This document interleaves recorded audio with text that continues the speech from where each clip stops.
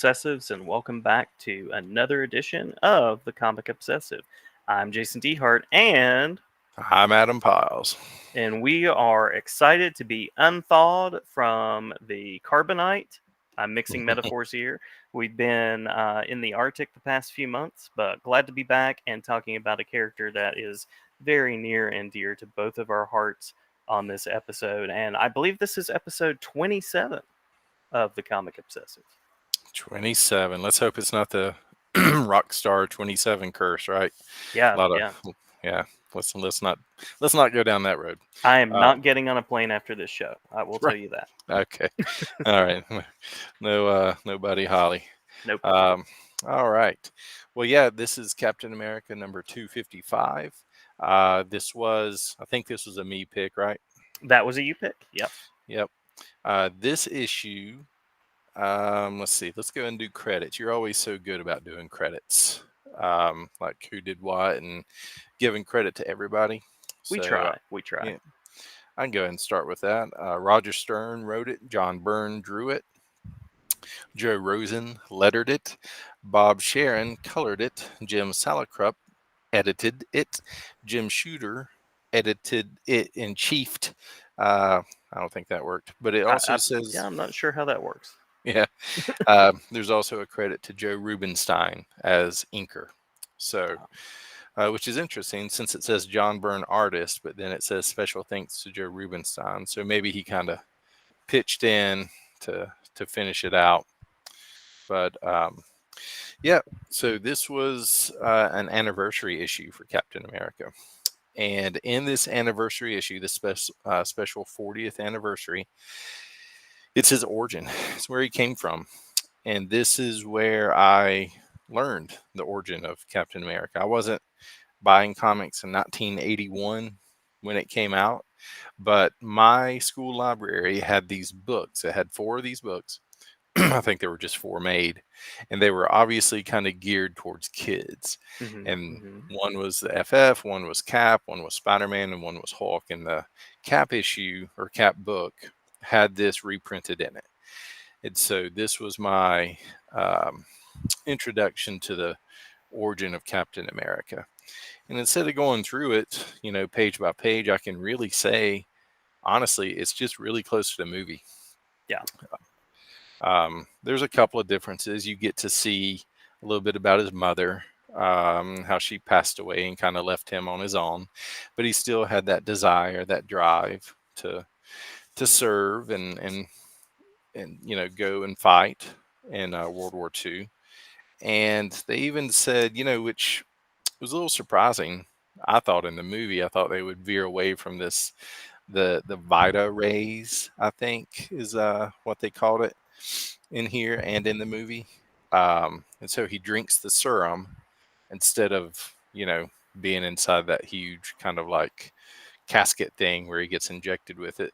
But then he does get bathed in the rays and he comes out as Cap, and somebody does kill Erskine, and he captures the assassin right then and there, throws him into some um, machinery instead of like a big chase.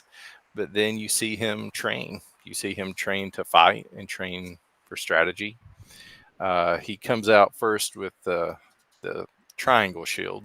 Mm-hmm, mm-hmm. Classic look. Um, Very classic look. Very classic look. But it's all very similar to the movie, besides just a few beats are a little different. There's no Bucky at this point. And it seems like Bucky was his childhood friend, or well, I don't know about childhood, but like, they kind of came up together, right, in their Mm-hmm. late teens and 20s. Um, and so then the difference with Bucky is that Bucky is kind of like it's almost like a mascot. They call him almost like a mascot on the base where Steve Rogers is assigned, and um, he's a teenager, and so he's really that kind of teen sidekick, and Bucky sees him like changing into Cap, and that was it. That kind of became the partnership. The secret was revealed, and he brings Bucky along on all the adventures, and it ends back in the modern day America. Um, and that's pretty much it. Just a recap of his origin in this issue. I see what you did there. Recap. Love it. Yeah, yeah, Yeah. yeah, yeah. Now you are much more steeped in kind of the history of Marvel and what's been published. So I've not done a full kind of background on Captain America. Was this the first time that all of these parts of the story were kind of told this way? Were they really drawing on some earlier issues to like kind of reconceptualize? Because I know like that first scene where it's Cap hitting a Nazi, that's like Just classic. And I know that that's one of those things. And the Nazi, of course, there is Adolf. Um, so was this something that they kind of pulled from the history to kind of piece together? Yeah, it was like when they brought him back in Avengers 4, he goes through a lot of this. And it's told throughout the 60s, his origin, like bits here and there. But yeah, this was basically just like almost a consolidation of all those origin bits and pieces. I do love that first splash page is, like you say, Cap punching out Hitler. Hmm. And if anyone has seen like the very first Captain America comics from 1941, that's basically the cover. Yeah. Um, Cap punching out Hitler very much in that pose. And the thing I really liked in the movie was that they included that bit like in his little, what do you call them, the USO? Is that right? The USO I think shows? so. Yeah. Hmm. Where he punches out Hitler in those, and they set up the frame to look, you know, very similar to that pose there. So I really enjoyed that. So it's Yeah. a it's a great origin issue. What did you think about it? Oh, solid, solid. And that moment, I'll also give some love to America Chavez, that character, because America Chavez gets to kind of have that moment of punching Hitler as well to kind of be like an homage and a throwback. But yeah, I enjoyed the issue. You've got Stern and Byrne, if I can Yep. call them that, Yep. two major talents, and of course Roger Stern, being a DC guy, I knew him for Death of Superman and that whole thing. But nice to see his take on this character. And you had recommended issue 250 as well. So Oh I, yeah. I read that. And both of these worked really well together. If anybody out there is looking for like a nice text pair up of digging into some Captain America, I feel like those both kind of like capture really who he is as a character. Yeah, I mean you're right. They are to me the epitome of the character. Um, and it always bugged me up until the movies, and I feel like Chris Evans and the movies got it pitch perfect. But up until then, anytime he would be like a guest star in like an old cartoon, he was a little kind of flat. You know what I Hmm. mean? Kind of Hmm. one dimensional super cop type of thing. And I never felt like that was right. I always felt like he was, I don't know, more human than that. Yeah, yeah, Uh, and I feel like the Chris Evans portrayal really captured that.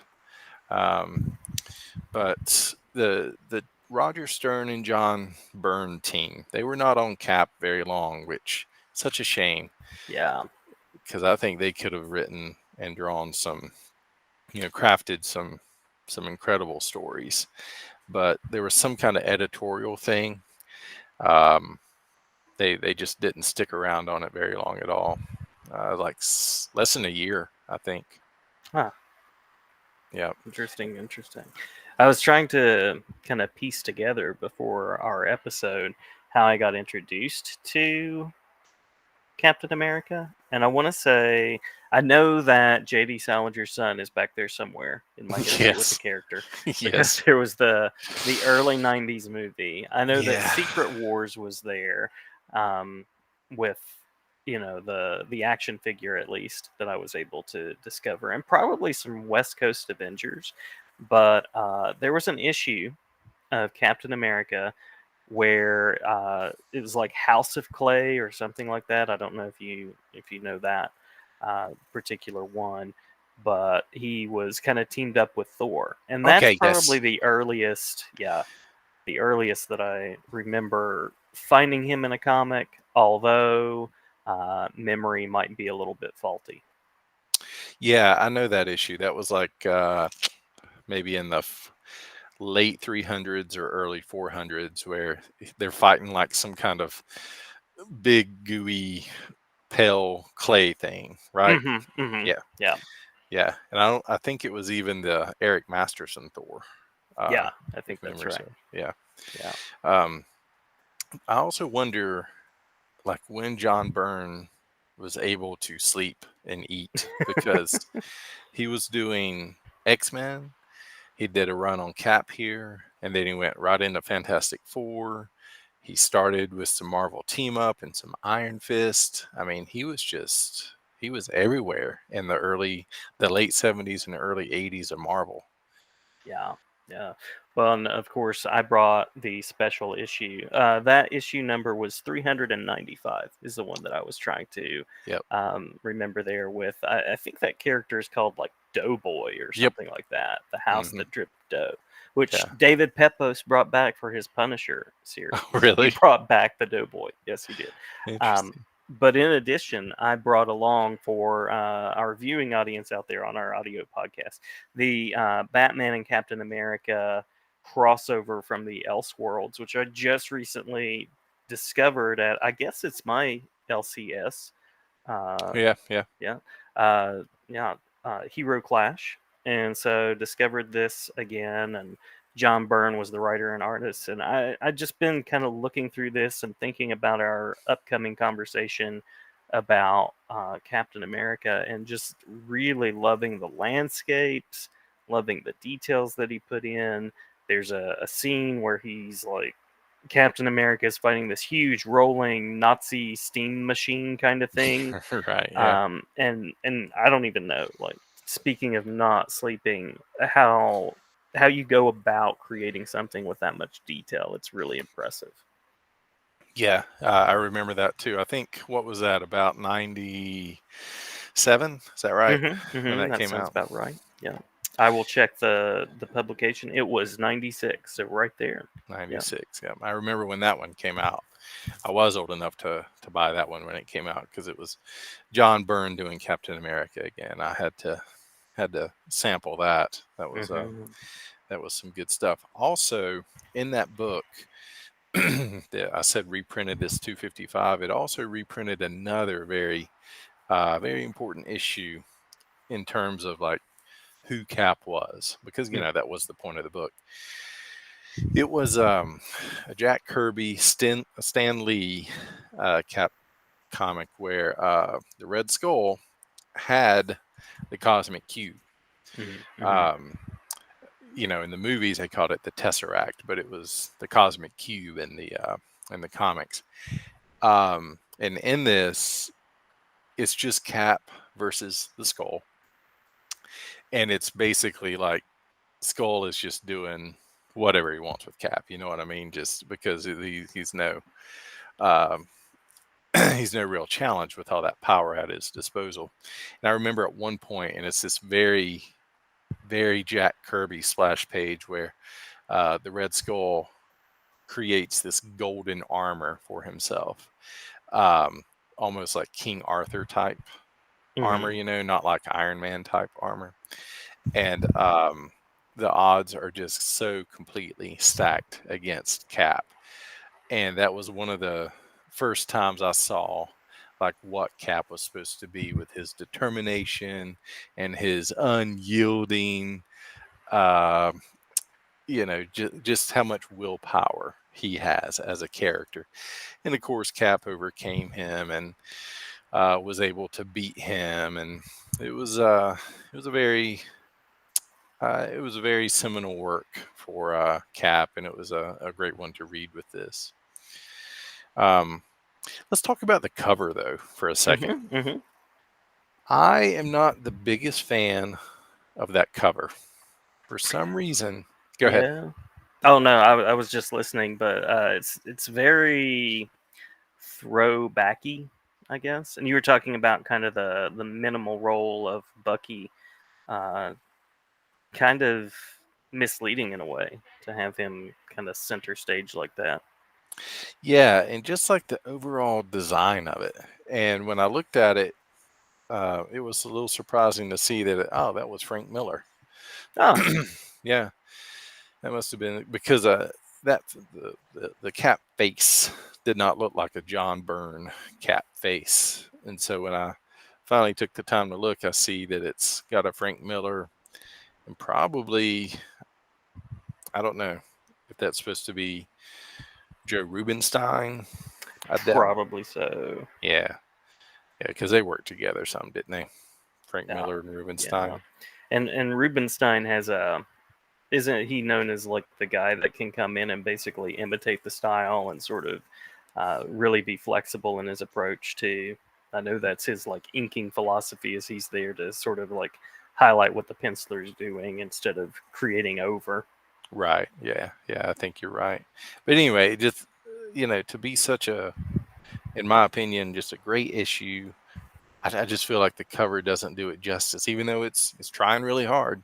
Hmm. Um, it's just a little bit of a miss for me. But Yeah.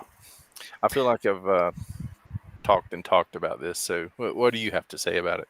Well, I was actually just pulling up the original cover, from like uh, the very first edition, and just taking a look at the way they stack up, and of course you got like that Captain America punching Hitler at the center kind of part of it.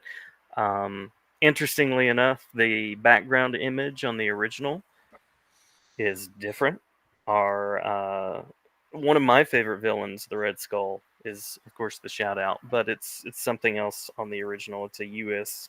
munitions works on television, and so what the similarity that I'm seeing there is a little bit of that boxy design of like some text that goes across. So it looks like they were kind of pulling back on that a little bit maybe and Right. trying to reference it a little bit in this cover, but lots of good moments as far as the interiors with the artwork. um, I will point out one or two here that stand out to me. One being, now I'm reading this on digital, so this is should be page 9, I believe, but you can correct me in the print edition if you'd like. And that's the bottom panel where you've got kind of like Steve Rogers training, Right. and it's kind of like there is no break between these scenes, but you got him in these different phases of training. That one stood out to me in kind of a really playful way to use the panel. I don't know. I don't know enough about comics art to really adequately make the comparison. Would you call that kind of a Sterenko style? Would that be fair to say? Hmm. I don't know if that would be like attributed to Steranko. I know that it was very common in this day and age of doing like showing almost the passage of time. Hmm. Hmm. One panel that covers, especially with the blue, like the characters are just blue, Yep. and then the characters are just red, and then they're just purple. I kind of miss that. Hmm. Like I, Hmm. I kind of miss that in modern comics, and I'm sure it's there. I will be the first to say that I read the older stuff more, but yeah, Yeah. No, well, and on a page like that, comparing it with the new stuff, I appreciate the new stuff. I'm always checking out new things, but there is kind of a like, hey, it looks like a computer did this, sort of like yeah, really glimmery polish. yeah. And not to discount any artist because I'm not about that, but there is something nice about that. Just simplicity of style where you can tell like someone drew this and then they colored it this way. I agree. I agree. And I look at a lot of new covers, and I feel like they're kind of missing, like you say, maybe that human touch. Hmm. Um, it's almost like these old covers and these old comics were created by cartoonists, and the new stuff is created more by almost like graphic designers. Yeah, yeah. and I don't know if that's fair. I certainly don't want to. I would give praise to anybody working in the industry today as a cartoonist. It'd be a dream job for myself, so I certainly don't want to disparage anybody, no matter what era they're from. But it's just something I've noticed. It feels like every line in these old comics was done by a person at a drawing board. Yeah, and there is a part of me that I love that. I love that attention to detail, and like you, I would never disparage anybody in the industry because my goodness, it's not like they get paid enough as it is, Right. and it's not like there are all of these benefits. Many of them are fans or seem to be fans like you and me that are like, oh, I've always wanted to work on this character. So yeah, just appreciating some of the classic style here, and then the other panel that I'll point out is at the bottom of page 11, just a few pages over. Did you like that one too? You got to it before I did. Go ahead. Oh yeah. Well, you've got Captain America, diving into action on the back of the motorcycle, and these are images that uh, at this point, I don't know if it's from my childhood or from my appreciation of the Marvel Cinematic Universe, but you just want Cap on a motorcycle. You want him with that triangle shield. You want those moments and those call outs. And that just kind of really pulls it in of him, diving in. And his costume has always seemed so interesting to me. Like the Yeah. flared boot top, Hmm. the winged helmet kind of thing. Definitely, it's interesting to see how that changes for putting him on film and television and stuff. But I remember the Secret Wars action figure and like, what are those little tiny wings doing on his head? Right. But I love that part of the character too. And proof right there that you don't need a computer to do a lens flare because his motorcycle light there is just shining and it's a really nice centerpiece. And again, you can tell like this is something that someone drew. They drew the motion lines in, they drew the light, and of course the very heroic statement that he's making, you're not taking anyone anywhere, Nazi. So Yeah, yeah. I love it. I love it. Yeah. Yeah, like Cap on a motorcycle. That's just good times right there. And when they put him Yeah. on the motorcycle a couple of times throughout the course of the movies, Hmm. I was always so happy. Oh But yeah. it's a little interesting though to me to have like somebody like Captain America on such a kind of rebellious form of transportation. Does that, Yeah. you know what I'm Yeah. saying? Like he's supposed to be the Stars and Stripes, and we talked about how the super cop is not really a fair representation of him, but still to have him on a motorcycle of all things, I don't know. I just always loved that kind of juxtaposition for the character of like, you know, the the American dream, but he's also Mr. Tough Guy on a motorcycle. Oh yeah, Uh, well that's right there, right? Like that's America as well.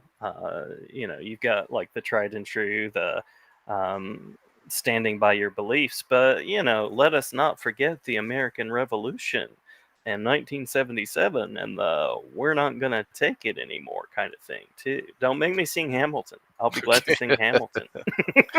But yeah, there is that kind of cool back and forth play of like uh, he's the guy that's going to do what's right, but if your definition of right doesn't necessarily match what he knows is right, he'll disappear and become the nomad on you if he needs to. It's true. It's true. I always love that rebellious streak of the character. He's Yeah. not, I think maybe until the movies, he's not really who you would think. Hmm. He would be just from his name and his uniform and the general reputation of him. He's not the super cop. He's a thinker. He's Yeah, a he's not Judge Dredd. no, he's certainly not Judge Dredd. And that other issue, 250, that's the cap for president, right? And no spoilers, but I love the way he came to the decision that he came to. I'll just put it at that. I love that. That speaks so much of the character. It really does. And I loved that they were able to work in a good Captain America speech into the movies without it sounding shallow or preachy or anything. And they even like kind of called attention to it where, let's see, I think it was in Winter Soldier where Hydra had kind of invaded Shield. And That was Winter Soldier. Yeah. yeah, and they're in the Shield headquarters, and Cap grabs the mic and makes like a little speech, and Falcon, he pulls away, and Falcon's standing there, and he says something like, "Did you rehearse that, or did you just make that up on the spot, or something like that?" And I thought it was such a cool moment Yeah. Oh for yeah. the character, just an inspiration, but not in a hokey way. Yeah, yeah. Well, and speaking of Falcon, there, I also have to give some affection for the direction that they've taken that character Yeah, as sort of the standard bearer of Captain America, and some really interesting social commentary that comes through those books. You and I both have a day job as teachers when we're not hanging out podcasting, and I've used some of those particular stories with some of my students in American Lit just to show like this is part of the story that people are telling in comics too. So yeah, appreciate that angle that creators have taken in recent years as well. And I yeah, say recent. I think that first arc started in 2015, but hey, that's recent to me, so we'll go with it. right. Um, Absolutely. There was one more shout out to a Cap well, it's not a Cap comic actually. It's an X-Men comic. Did you ever read the the X-Men, Uncanny X-Men, where it's on the cover? It's a iconic cover with Wolverine, Black Widow, and Cap, and Go ahead. it's written by Claremont, and it was Jim Lee's first. I think he became the regular penciler right then, Hmm. or at least he was, at very beginnings of his career. And he said that Chris Claremont called him and said, "Yeah, so this is like one of your first issues. Who do you want to draw? What do you like?" And he's like, I like Wolverine, I like Captain America. And so he came up with that story set in the past during the World War II days. And just when you open that cover, that splash page of Captain America, like jumping towards the viewer, Uh-huh. drawn by Jim Lee, that is to me, that is some of the best comic art I think I've ever seen. Did So you dramatic. did you say it was issue 268? Is that the one? 268. Yeah, that sounds right. Yeah, that rings a bell. That totally rings a bell. And I am pulling up that splash page right now. We'll trim that part. Oh yeah, yeah, Yeah, very iconic Captain America leaping. yeah. Absolutely. And Yeah, I remember that now. I don't have it pulled out in front of me, but like I really love it because of the little not dialogue, but the boxes around the narrative boxes around it. Yeah. Hmm. Yeah. It says something about what is it? In times to come, he'll make moves like this without a second thought. Fear balanced by a cool awareness of his own capabilities and a lightning quick, uncannily accurate assessment of his foes. But that's then. This is now.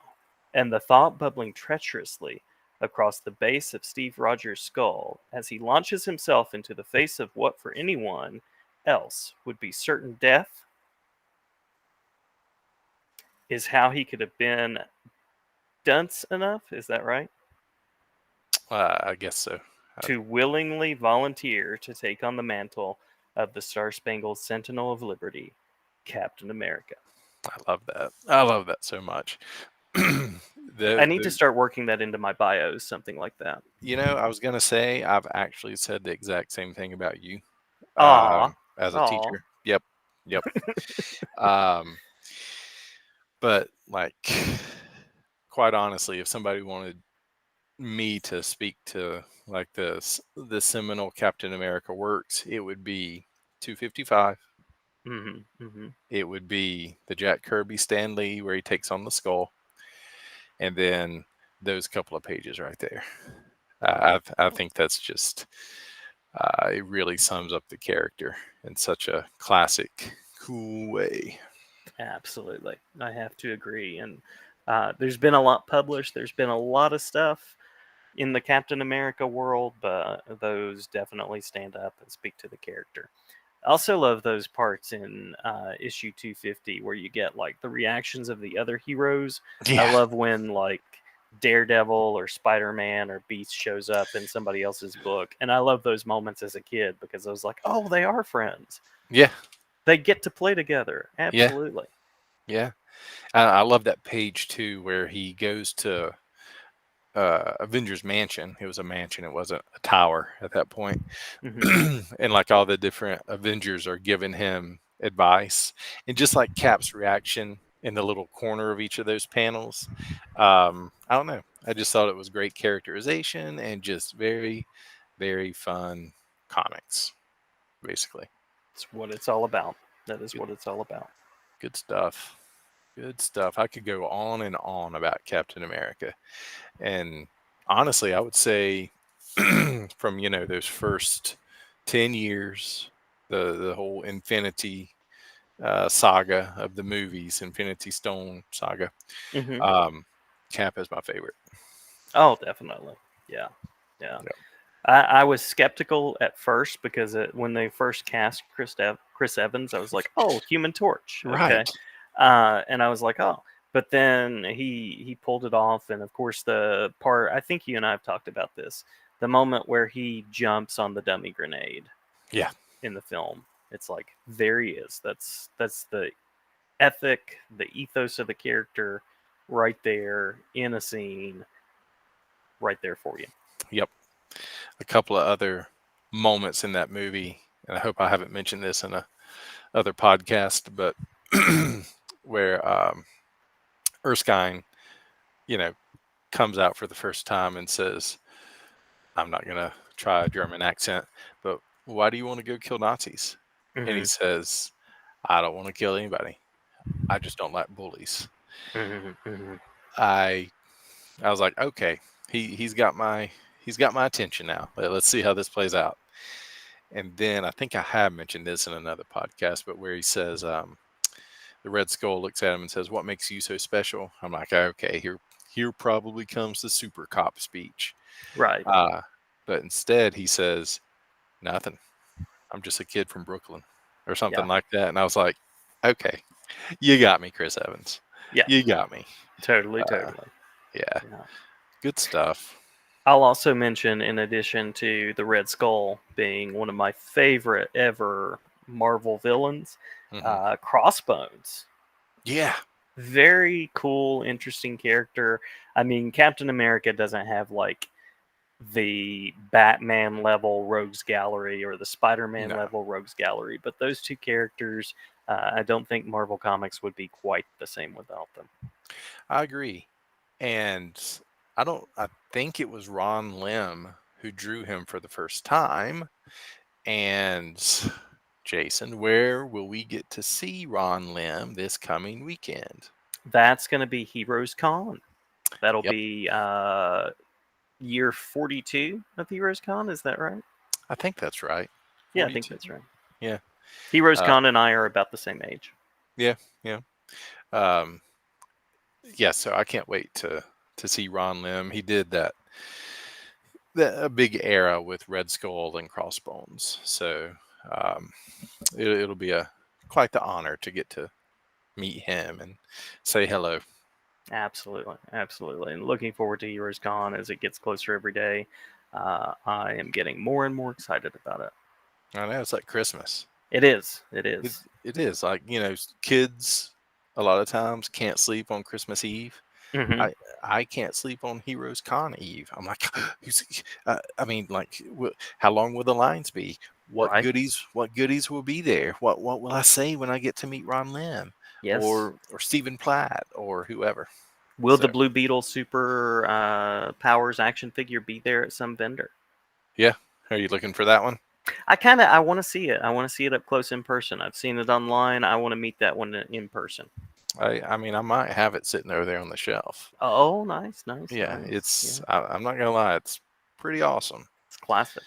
It was actually quite the battle of wills between me and myself to not buy the uh, what is it? The bug? Does he Oh just call it the yes. bug? Uh-huh. Yeah, because that looks cool. That does. It does. It looked really good hanging from my ceiling. I can see it in my mind right now. Absolutely. Yeah, but I guess that's it for us for this podcast for this episode.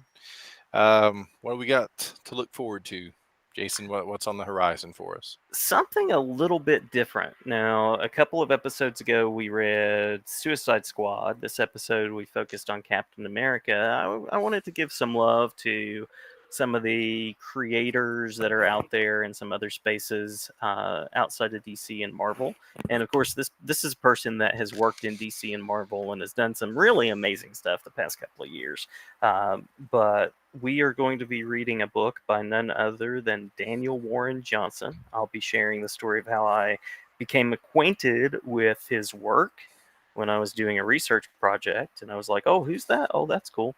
And so we are going to be reading a lovely little tale called Murder Falcon.